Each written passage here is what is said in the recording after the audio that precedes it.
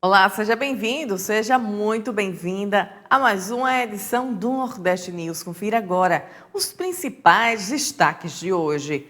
Passeios turísticos no Rio Grande do Norte tinham preços tabelados e rotas controladas por associação criminosa.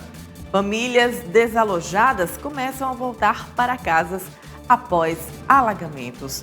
Tradicional corrida dos bonecos gigantes toma as ruas de Olinda, em Pernambuco. Após proibição de celular, escola no Ceará adota o forró nos intervalos para promover a interação entre os alunos. Mais informações sobre este e outros assuntos a gente conta agora. Nordeste News está no ar.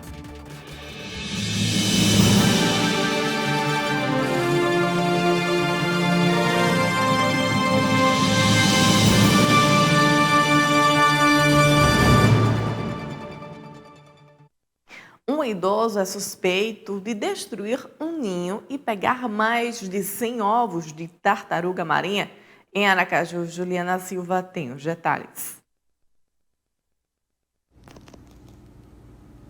Um homem de 60 anos foi detido pela polícia militar suspeito de destruir um ninho de tartaruga marinha e recolher 111 ovos na orla da Atalaia, em Aracaju. Os ovos foram resgatados e entregues ao projeto Tamar, que é responsável pela preservação das tartarugas marinhas. O caso será encaminhado ao Poder Judiciário para análise e julgamento da conduta do acusado. A pena para esse crime varia de detenção de 6 meses a 1 ano, além de multa. A intensificação das operações de combate a crimes ambientais na região Tocantina resultou em diversas apreensões nos últimos dias. Vamos conferir na reportagem de Ana Macedo. Nos últimos 10 dias, a Polícia Rodoviária Federal intensificou as ações de combate a crimes ambientais na região Tocantina, especialmente no município de Açailândia, que resultou em 16 apreensões de aves silvestres em diversas ocorrências. A primeira ocorrência se deu durante uma ronda ostensiva no quilômetro 321 da BR-010, na sexta-feira, dia 31. Um motociclista que transportava uma gaiola coberta por uma camisa foi abordado.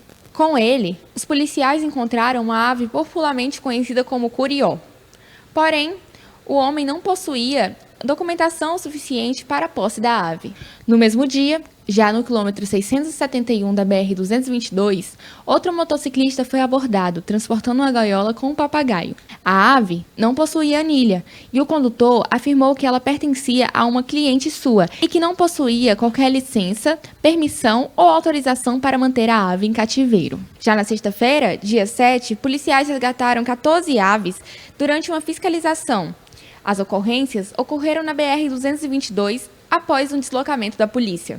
Ao retornarem para a rodovia federal, ainda no perímetro urbano de Açailândia, a mesma equipe identificou mais 2 flagrantes do crime ambiental. Uma gaiola com uma ave que foi visualizada pendurada na área externa de uma residência. O responsável não possuía autorização ou licença para mantê-la em cativeiro. E ainda apresentou mais 2 gaiolas com uma ave em cada. Logo à frente, os policiais encontraram mais 6 aves silvestres em gaiolas penduradas em área externa de uma peixaria. O proprietário do estabelecimento também não possuía documentação que comprovasse a legalidade da posse das aves. Com ele, foram encontradas aves conhecidas pela beleza do canto, como a trinca-ferro, galo de Campina, currupião, bigode e sabiá. Todas as aves resgatadas, juntamente com as gaiolas apreendidas, foram encaminhadas para o Instituto Chico Mendes de Conservação da Biodiversidade, em Açailândia. Para cada um dos flagrantes, foi lavrado um termo circunstanciado de ocorrência, que, de acordo com o artigo 29 da Lei de Crimes Ambientais, é crime caçar, manter em cativeiro espécimes da fauna silvestre brasileira. O combate aos crimes ambientais também faz parte do trabalho desenvolvido pela Polícia Rodoviária Federal aqui no estado do Maranhão. Então, durante esses 10 dias, foram intensificadas essas ações, especialmente na região do município de Açailândia, e essas 16 aves foram resgatadas em ocorrências distintas, ocorrências que foram registradas tanto na Rodovia Federal, nas BR-010 e BR-222, como flagrantes de crimes ambientais que foram identificados durante deslocamento das equipes policiais dentro do perímetro urbano da cidade. Em alguns casos, os policiais identificaram que as gaiolas que estavam sendo transportadas estariam inclusive cobertas por camisas, provavelmente na tentativa de esconder a prática criminosa, mas os policiais atentos conseguiram identificar essas situações e as ocorrências foram devidamente registradas e as aves resgatadas. Infelizmente, essa prática de caçar e manter em cativeiro aves silvestres ainda é bastante comum. No entanto, é uma prática que configura crime previsto no artigo 29 da Lei de Crimes Ambientais. Não há essa possibilidade de se manter em cativeiro essas aves sem autorização das autoridades competentes, sem a devida licença e sem a anilha, que é a identificação da liberação e da autorização para manutenção da ave em cativeiro. Muitas dessas aves acabam sendo caçadas, acabam sendo colocadas em gaiolas por conta da beleza do canto, para comercialização, para o tráfico de animais. Portanto, a PRF tem estado atenta, uma vez que as rodovias federais acabam sendo corredores para que essas aves cheguem ao destino final em comercializações irregulares. Todas essas ocorrências foram devidamente encaminhadas ao órgão ambiental competente para que essas aves consigam passar aí por um período de avaliação e posteriormente retornem ao seu habitat, e foram lavrados os devidos termos circunstanciados de ocorrência, uma vez que a prática configura crime previsto na Lei de Crimes Ambientais. Famílias desalojadas começam a voltar para casas após alagamentos na Paraíba. Que vai trazer todos os detalhes é Hilary Christie. Isso mesmo, Alana. As famílias que ficaram desalojadas após o rio Sinimbu transbordar e alagar centenas de casas no município de Baía da Traição na última quinta-feira, dia 6, começaram a retornar para seus lares. No entanto, os moradores ainda estão preocupados com a estrutura das residências, permanecem sem água para consumir e uma família segue sem previsão de retorno para casa. O rio Sinimbu transbordou após uma chuva intensa em Baía da Traição, alagando cerca de 200 casas, principalmente na região do bairro Morrinho, e afetando aproximadamente 80 famílias. O alagamento também comprometeu o abastecimento de água da região, deixando todos os moradores sem água potável. Cerca de 9 famílias ficaram abrigadas na Secretaria de Educação da Prefeitura Municipal, onde receberam doações e apoio com alimentos e água potável. Na terça-feira, apenas 2 famílias continuavam no local. De acordo com a Defesa Civil, a água voltou às torneiras dos moradores, mas ainda é imprópria para o consumo. Por isso, a Prefeitura continua distribuindo água. Os moradores do município também começaram a ter novas preocupações, as estruturas da casa após os alagamentos. A Defesa Civil informou que realizará um estudo para entender o que pode ser feito para resolver o alagamento que atinge as populações ribeirinhas. Volto com você, Alana. No próximo bloco, aqui no Nordeste News, vamos falar do Tribunal de Contas do Estado da Bahia, que aprova proposta para execução da Ponte Salvador Itaparica. Nordeste News volta em instantes. Até já!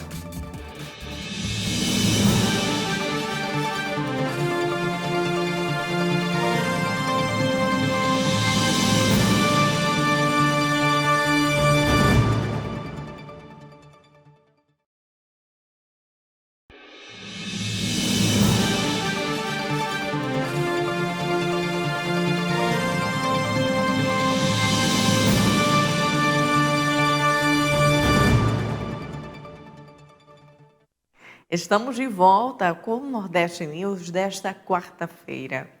A tradicional corrida dos bonecos gigantes toma as ruas de Olinda, em Pernambuco. E quem tem todos os detalhes e essa história para contar é Hilary Christie.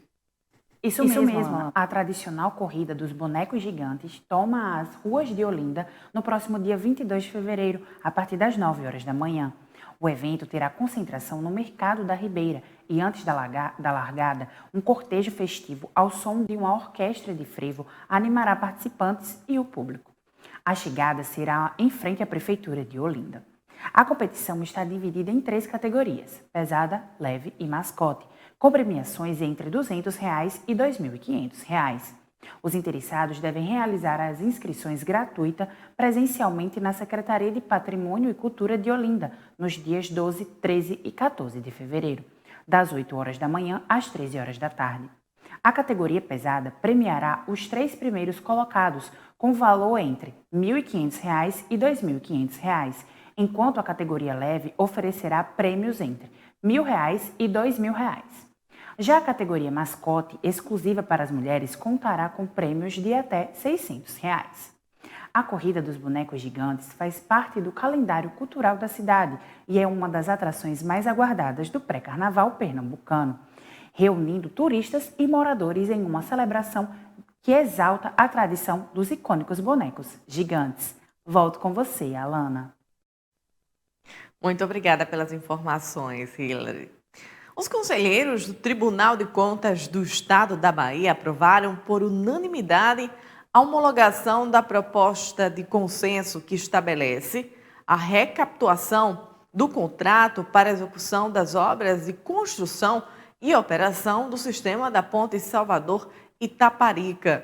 A proposta foi elaborada pela Comissão Consensual de Controvérsias e Prevenção de Conflitos, composta por auditores da Corte de Contas, integrantes do Ministério Público de Contas, também da Procuradoria-Geral do Estado, além das Secretarias de Fazenda, da Casa Civil e da Infraestrutura e da concessionária Ponte Salvador-Itaparica.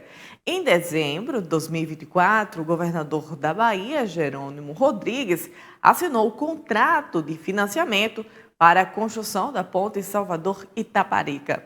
O acordo foi liberado pelo Senado Federal e previu o empréstimo de até 150 milhões de dólares, o que pode chegar a 800 milhões de reais quando convertidos para a moeda brasileira.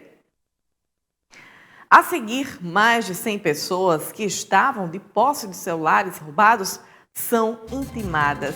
Os detalhes a gente conta logo após o intervalo. Até já!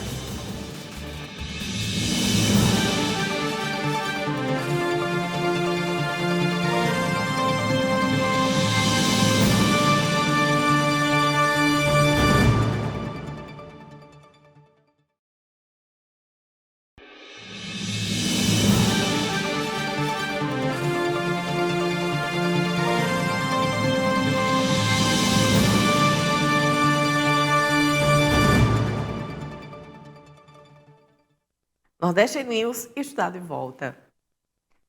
Conforme os dados da Central Estadual de Captação de Doação de Órgãos, o estado do Maranhão subiu 13 posições no ranking nacional de doadores de órgãos em 2024. Vamos acompanhar. Maranhão avançou 13 posições no ranking nacional de doação de órgãos em 2024. Conforme dados da Central Estadual de Captação e Doação de Órgãos, a CET Maranhão. O índice de doadores efetivos subiu de 1,7 por milhão de habitantes em 2022 para 8,2 nesse ano, marcando a maior taxa registrada desde a criação da CET, em 2004. Os números refletem um crescimento expressivo. Foram realizados 75 transplantes de órgãos, um aumento de 177% em relação a 2022, 56 captações de múltiplos órgãos, um avanço de 360% e 461 transplantes de córneas, um salto de 246%. Como resultado, mais de 500 maranhenses saíram da fila de espera por um transplante.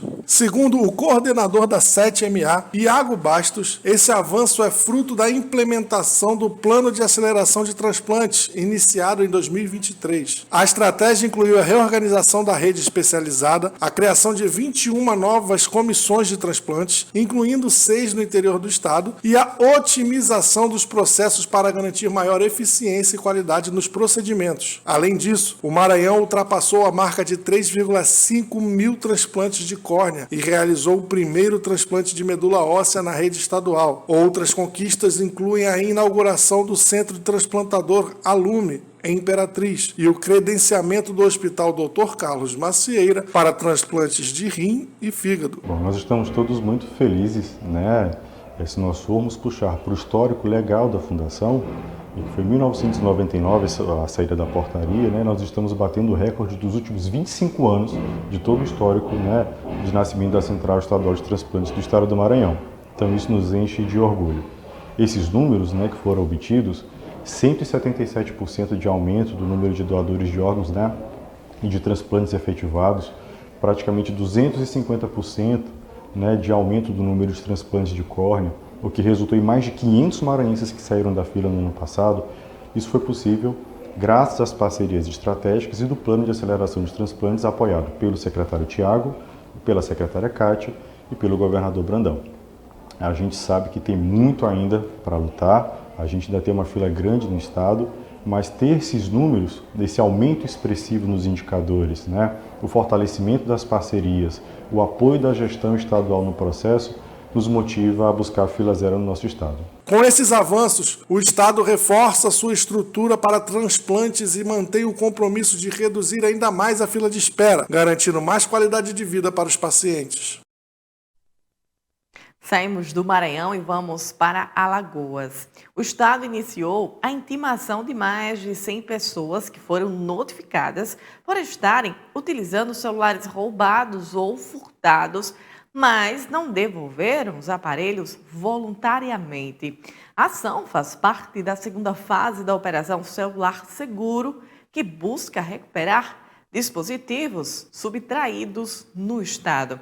A operação mobilizou forças de segurança em uma ação integrada entre policiais civis e militares. As equipes seguiram para as abordagens nos endereços dos alvos. A partir das intimações, os notificados deverão comparecer à Secretaria de Segurança Pública na próxima semana para prestar esclarecimentos. No mês passado, o programa Celular Seguro foi lançado pela Secretaria de Segurança Pública de Alagoas para rastrear e recuperar celulares furtados, roubados ou perdidos. Até o momento, cerca de 500 notificações foram enviadas, resultando na devolução de mais de 100 aparelhos. No entanto, um número expressivo de usuários ignorou o chamado, o que levou à intensificação das abordagens.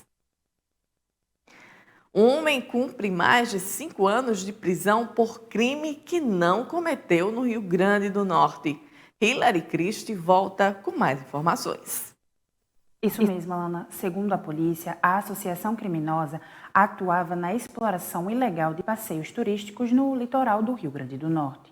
O grupo fazia ameaças e praticava violência para impor o tabelamento de preços e controlar o acesso às rotas de passeio, restringindo a atuação de outros profissionais do setor. Ainda de acordo com a polícia, as atividades ilícitas se estendiam tanto pelo litoral sul quanto pelo litoral norte do estado.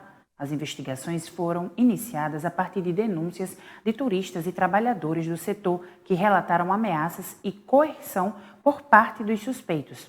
Uma operação deflagrada nesta quarta-feira, dia 12, prendeu 3 pessoas, 2 por força de mandados de prisão e outra em flagrante por passeio ilegal, posse, na verdade, ilegal de arma de fogo.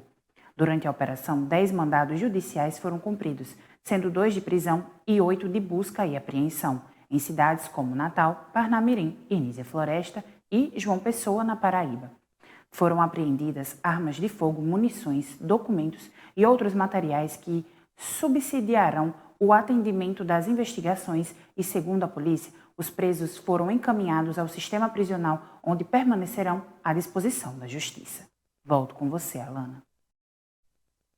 No próximo bloco, após proibição de celular, escola no Ceará adota forró nos intervalos para promover interação entre os alunos.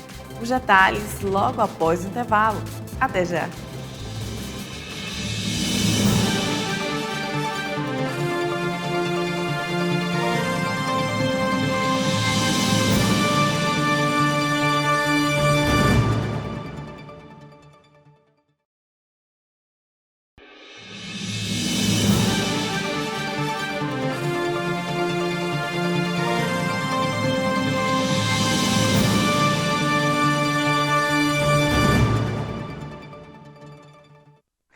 Estamos de volta.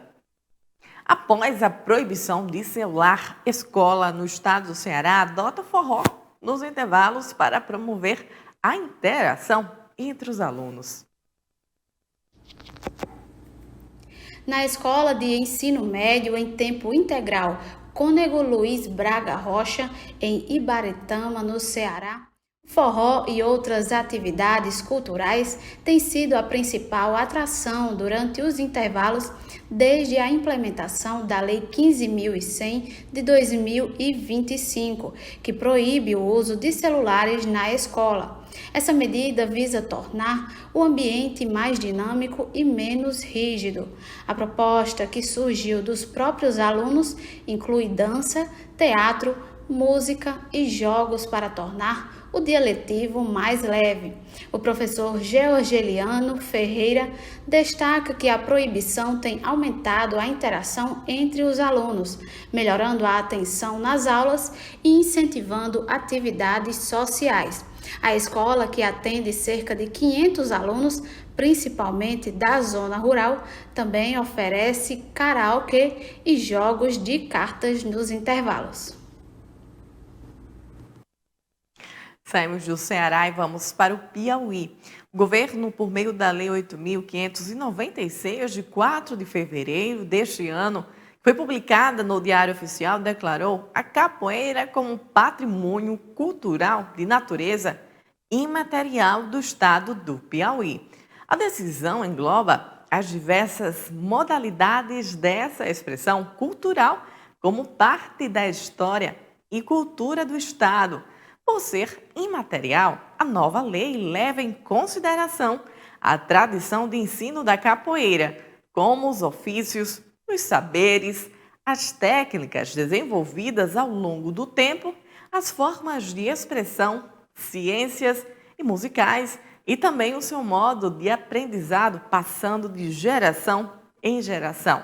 Para o professor de capoeira, Daniel Ferreira, a definição como patrimônio cultural traz respaldo para os praticantes, torna a capoeira melhor vista na sociedade e faz com que a população procure saber e estudar essa forma de expressão que faz parte da história do país.